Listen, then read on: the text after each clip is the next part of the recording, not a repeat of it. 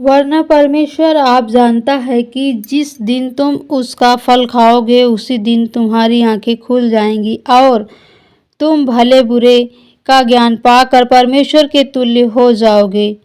लूका 18 के 8 में लिखा, मैं तुमसे सच कहता हूँ वरन तुरंत उनका न्याय चुकाऊंगा। तो भी मनुष्य का पुत्र जब आएगा तो क्या वह पृथ्वी पर विश्वास पाएगा?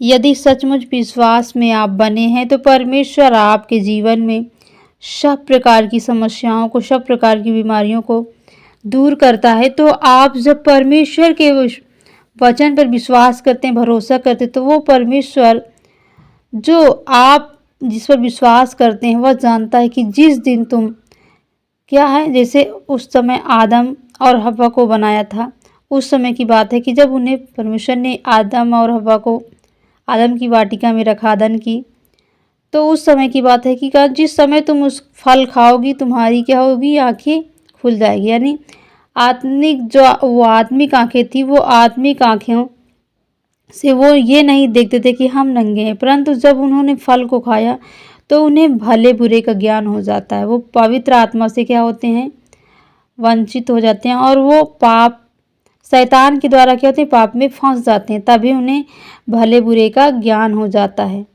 शैतान उनसे कहता है कि यदि तुम इसका फल खाओगे तुम्हें भले बुरे का ज्ञान हो जाएगा, तुम्हारी आँख खुल जाएगी। क्योंकि शैतान ही है जो हमें लालच में डालता है, शैतान ही है जो हमें बुराइयों में खींचता है।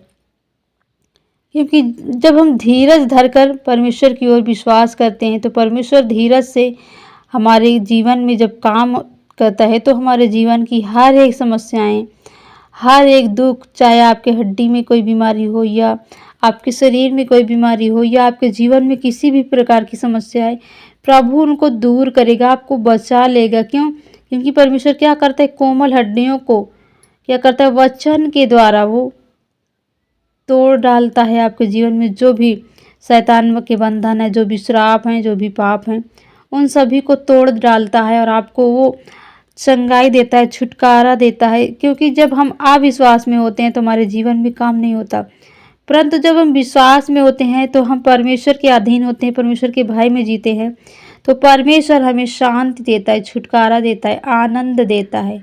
तो परमेश्वर आपको, आपके परिवार को बहुत आशीष दे। God bless you.